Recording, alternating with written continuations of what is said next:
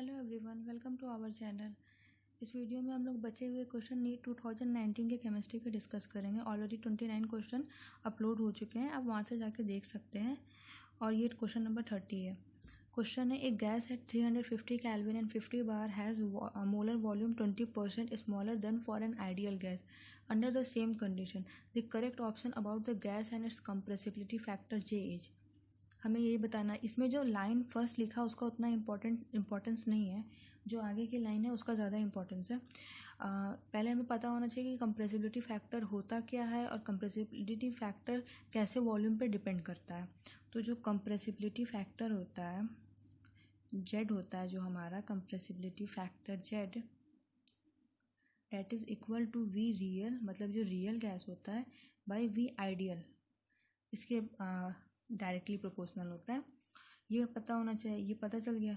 और हम लोग जानते हैं कि जो वॉल्यूम होता है वो आइडियल कंडीशन का ज़्यादा होता है, जो वॉल्यूम होता है वो आइडियल कंडीशन का ज़्यादा होता है, क्योंकि जो हम लोग एजम्पशन मानते हैं काइनेटिक थ्योरी गैसेस में, उसमें ये होता है कि आइडियल गैस के वॉल्यूम इतने ज़्यादा होते हैं कि उन दोनों में, दो गैस के बीच में आपस में जो इंटरेक्शन होता है वो नेग्लिजिबल होता है। तो आपस में इंटरेक्शन नेग्लिजिबल तभी होगा ना जब दोनों का वॉल्यूम बहुत ज़्यादा होगा कि वो आपस में आ ही नहीं पाएंगे। और रियल गैस में तो हम लोग मानते हैं कि थोड़ा वॉल्यूम कम होता है जिसकी वजह से उनके में इंटरेक्शन होता है, और आइडियल गैस में कोई इंटरेक्शन होता ही नहीं है क्योंकि बहुत दूर दूर होते हैं। तो उस एजम्पशन से हम जान गए कि वॉल्यूम जो आइडियल गैस का होता है वो ज़्यादा होता है as compared to the real gas. और जब ये वाली लाइन हम लोग जान गए तो यहीं से हम लोग ये भी जान जाएंगे कि जो जेड होता है वो जो होता है लेस देन 1 होता है, क्योंकि जब ये न्यूमरेटर जो है, डिनोमिनेटर है, वो ज़्यादा होगा तो ऑब्वियस सी बात है जेड जो होगा वो लेस देन 1 होगा। तो हम यहाँ से जेड की जान गए कि वो लेस देन 1 होगा। और जो जेड होता है डेट इज़ अट्रैक्शन को डिनोट करता है, तो मतलब जेड इज़ लेस देन 1, तो अट्रैक्टिव फोर्स आर डोमिनेंट, मतलब मॉलिक्यूल्स जो होंगे वो लिक्विफाई हो पाएंगे। कोई भी मॉलिक्यूल्स लिक्विफाई तभी हो पाता है जब उनके में अट्रैक्शन होता है, तब वो पास पास आते हैं और लिक्विफाई हो पाते हैं। तो मतलब जो जेड होगा लेस देन 1 होगा, और लेस देन 1 होगा तो मतलब अट्रैक्टिव फोर्स डोमिनेट होगा। तो ऑप्शन में जो पहला दिया हुआ है उसमें दिया है attractive, Z is attractive force dominant, ये तो सही स्टेटमेंट है, लेकिन जेड जो होगा वो लेस देन होगा तब। तो पहला ऑप्शन गलत होगा क्योंकि इसमें जेड इज़ ग्रेटर देन 1 दिया, दूसरे में भी जेड इज़ ग्रेटर देन 1 दिया, गलत हो गया। तीसरे में जेड इज़ लेस देन 1 है, चौथे में भी जेड इज़ लेस देन 1 है, लेकिन अट्रैक्टिव फोर्स डोमिनेट होगा तब होगा अट्रैक्टिव फोर्स डोमिनेंट। तो अट्रैक्टिव फोर्स डोमिनेंट जो दिया हुआ है थर्ड वाले में दिया है, इसलिए थर्ड वाला जो होगा राइट आंसर है। क्योंकि बोला था 350 kelvin and 15 bar has molar volume 20% smaller than for an ideal gas. इस स्टेटमेंट में भी बोल दिया है। जो हम लोग काइनेटिक थ्योरी गैसेस में एजम्पशन लेते हैं उसमें तो एजम्पशन लेते हैं, लेकिन यहाँ से अगर कोई किसी को एजम्पशन नहीं आते तो वो इस स्टेटमेंट में बोला हुआ है 20% smaller than for an ideal gas under the same condition.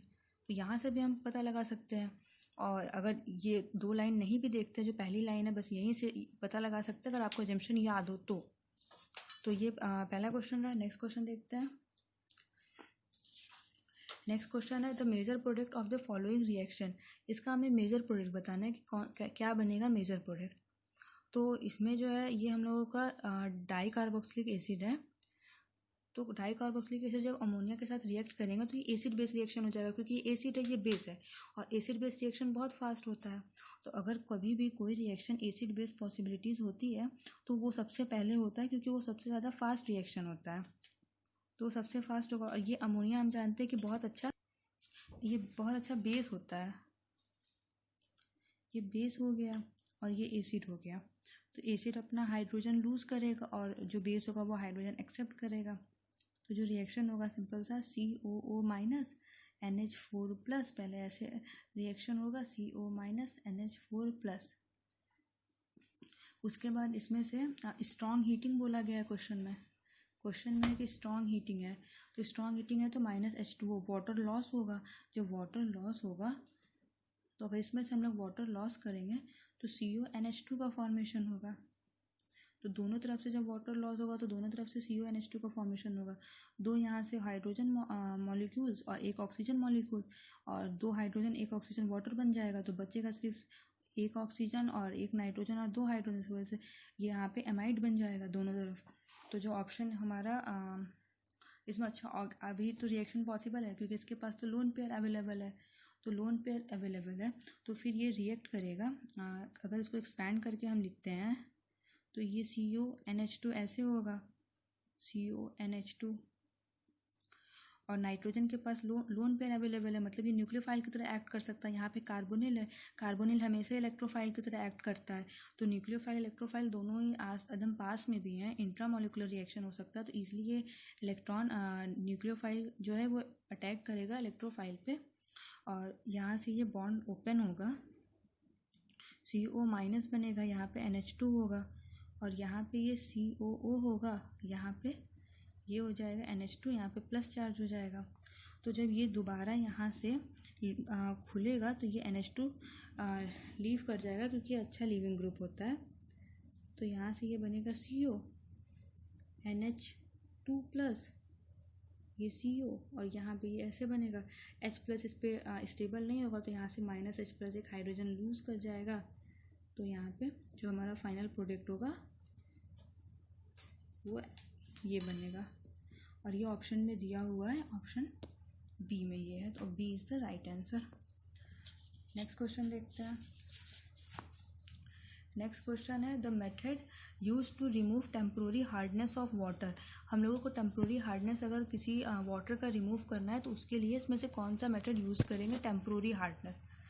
तो टेम्प्रोरी हार्डनेस के लिए हम लोग जो मेथड यूज़ करते हैं वो क्लार्क्स मेथड होता है, ये याद पता होना चाहिए, याद करने के लिए इसमें कुछ समझने का चीज़ नहीं है, लेकिन जो क्लार्क्स मेथड में जो हम लोग यूज़ करते हैं वो कैसे यूज़ करते हैं उसके रिएक्शंस कभी फर्दर एग्जाम में पूछ सकता है, वो देख लेते हैं।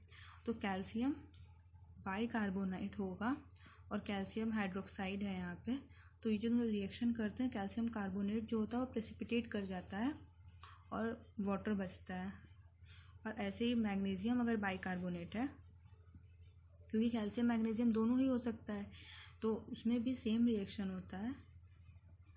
यहाँ पे भी जो होता है कैल्शियम कार्बोनेट जो होता है वो प्रेसिपिटेट हो जाता है, पर इसके साथ यहाँ पे मैग्नीशियम हाइड्रोक्साइड का भी फॉर्मेशन होता है और वाटर मॉलिक्यूल्स का फॉर्मेशन होता है, ये इसकी कंप्लीट रिएक्शन होती है। और टेम्प्रोरी हार्डनेस, तो ये भी पता होना चाहिए कि टेम्प्रोरी हार्डनेस होता क्या है। टेम्प्रोरी हार्डनेस हम उसे कहते हैं जिसमें कि बाइकार्बोनेट प्रेजेंट हो कैल्शियम और मैग्नीशियम के, कैल्शियम एंड मैग्नीशियम के बाइकार्बोनेट जो होते हैं वाटर में, उन्हें को हम कहते हैं टेम्प्रोरी हार्डनेस। तो अगर बाइकार्बोनेट प्रेजेंट है कैल्शियम या मैग्नीशियम का वाटर में तो उसको हम लोग टेम्प्रोरी हार्डनेस कह सकते हैं, जो कि क्लार्क्स मेथड से हम लोग हटा सकते हैं। क्लार्क्स मेथड में हम लोग कैल्शियम हाइड्रोक्साइड का यूज़ करते हैं जो कि कैल्शियम कार्बोनेट के फॉर्म में प्रेसिपिटेट हो जाता है और हमें वाटर मिल जाता है।